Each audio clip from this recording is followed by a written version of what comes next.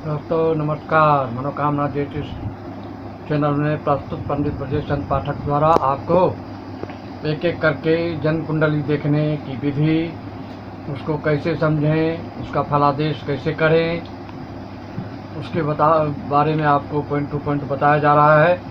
तो दोस्तों पिछले के एपिसोड में आपने ग्रहों के बलाबल के बारे में, अवस्था के बारे में समझा। आज जो बताने जा रहा हूँ ग्रहों के कारक भाव के बारे में, किस भाव के कौन सा ग्रह कारक ग्रह होता है। कारक ग्रह जैसे गुरु है, ये अपने भाव में कारक ग्रह घर में बैठने से उस घर की हानि करते हैं। शुभ ग्रह जैसे बुध शुक्र वगैरह है, वो जिस घर में बैठते हैं वहाँ शुभ फल देते हैं। कारक ग्रह जैसे प्रथम भाव लग्न भाव का जो कारक ग्रह है वो सूर्य ग्रह है। सूर्य लग्न का कारक ग्रह है। द्वितीय भाव जो होता है दोस्तों मित्रों, वो आपका गुरु का है। प्रथम भाव सूर्य ग्रह का, द्वितीय भाव गुरु का। से कुटुंब आदि, शिक्षा, इच्छा सब इससे पता चलता है उनके बलाबल के कारण। और तृतीय भाव जो है उसका कारक ग्रह है मंगल। पराक्रम आदि, भाषा, वाक्पटुता, वीरता आदि पराक्रम भाव से हम लोग ज्ञात करते हैं ज्योतिषी लोग। तो दोस्तों तृतीय भाव के कारक ग्रह मंगल हो गए। चतुर्थ भाव का कारक ग्रह है चंद्र और बुध। तो इससे सुखादि के बारे में, भवन आदि के बारे में पता लगाया जाता है। दोस्तों अगला पंचम भाव जो है उसका कारक ग्रह फिर गुरु है। एक ही ग्रह कई घरों के, कई भाव के कारक ग्रह होते हैं। षष्ठम भाव जो है वो मंगल का कारक ग्रह है। इससे भी आपका पराक्रम, रीना आदि, रोग व्याधि आदि व्याधि के बारे में बताया जाता है, पता चलता है उसके बलाबल के अनुसार। मित्रों अगला भाव जो है सप्तम भाव, जाया भाव, पत्नी भाव, व्यवसाय भाव आदि आदि उससे ज्ञात किया जाता है। तो इस भाव का जो कारक ग्रह है वह शुक्र ग्रह है।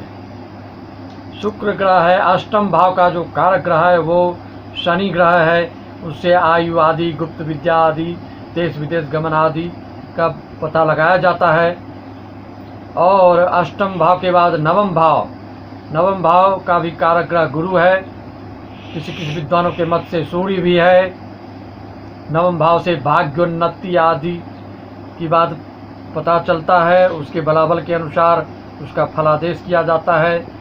जब तक आपको कारक ग्रह के बारे में पता नहीं होगा कितना बल है, क्या है, इसका कौन कारक है, किस घर का, तो उसके हिसाब से उसका फलादेश आप कर सकते हैं दोस्तों। उसके बाद दसम भाव जो है, इसमें कई ग्रहों के इस भाव के कारक हैं। शनि भी इस दसम भाव का कारक है। सूर्य भी दसम भाव का कारक है। गुरु भी दसम भाव का कारक है। बुध भी दसम भाव का कारक है दोस्तों। तो दसम भाव में सर्वाधिक ग्रह कारक ग्रह होते हैं। और दसम भाव से कर्म क्षेत्र आदि से संबंधित बातों को भली भांति अच्छी तरह से पता लगाया जाता है। इसके बाद जो क्रम आता है एकादश भाव का, आय भाव जिसको बोलते हैं, उस भाव का भी कारक ग्रह गुरु है। गुरु की विशेषता आपको पहले ही बताया, जिस स्थान पे बैठते हैं ये कारक ग्रह होके, अगर अकेला बैठे तो वो उस घर की ये हानि करते हैं, उस भाव की हानि करते हैं। और जिस भाव पर दृष्टि डालते हैं उसकी वृद्धि करते हैं। तो एकादश भाव के भी कारक ग्रह गुरु हुए। और द्वादश भाव का जो है इसको मित्र भाव भी बोलते हैं। और बाहरी दोस्त मित्र आदि के भाव समझे जाते हैं। बाहरी लोगों से व्यवसाय आदि, मित्र आदि की बात भी इस भाव से पता चलता है। तो द्वादश भाव जो है व्यय भाव भी जिसको बोलते हैं, इस घर का जो कारक ग्रह है वो शनि है।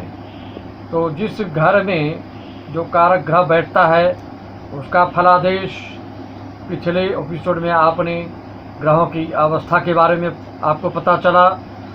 और इसके अगले एपिसोड में आपको ग्रहों के कारक का फलादेश, कौन सा ग्रह कैसा फल देगा, किस भाव में कैसा फल देता है, इसको अच्छी तरह से भली भांति से आप लोग जैसे समझ सकते हैं उस हिसाब से मैं समझाने का प्रयास करूंगा। दोस्तों, मित्रों, बंधुओं, सज्जनों, आज के एपिसोड में मैं अपनी वाणी को इसी शब्द के साथ विराम देता हूं।